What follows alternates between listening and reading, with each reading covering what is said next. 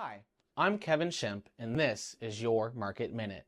Did you know that in a recent U.S. Chamber of Commerce survey, Ohio's civil justice climate ranked 15th from the bottom nationwide? This result shows reforms are necessary to our state's legal system to reduce obstacles that are hindering economic growth and innovation in the Buckeye State.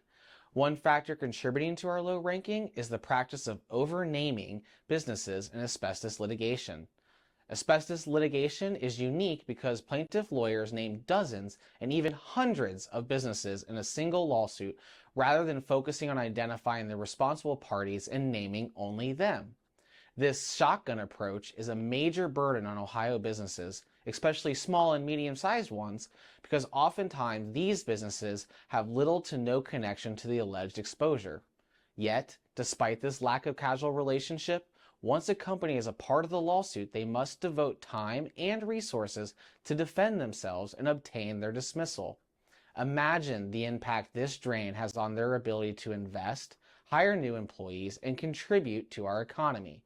Thankfully, Senate Bill 63, sponsored by Senator George Lang, provides a solution.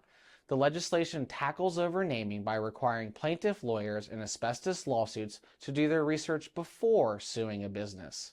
Under Senate Bill 63, plaintiff attorneys must provide more details about the connection between the exposure and the named defendant within the first 60 days of the lawsuit. These details include the past worksite of the exposed person, the time period of the exposure, and their proximity.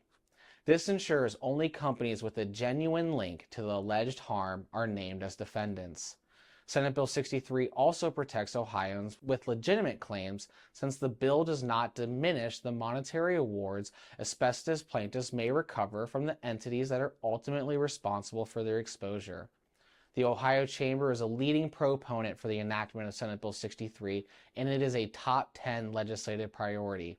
Its reforms will curtail asbestos overnaming and promote a common-sense civil justice system that creates a more level playing field for all of Ohio's businesses. Senate Bill 63 will also help Ohio's entrepreneurs focus on what they do best, which is innovating, creating jobs, and driving our economy forward, instead of devoting their time to costly court battles.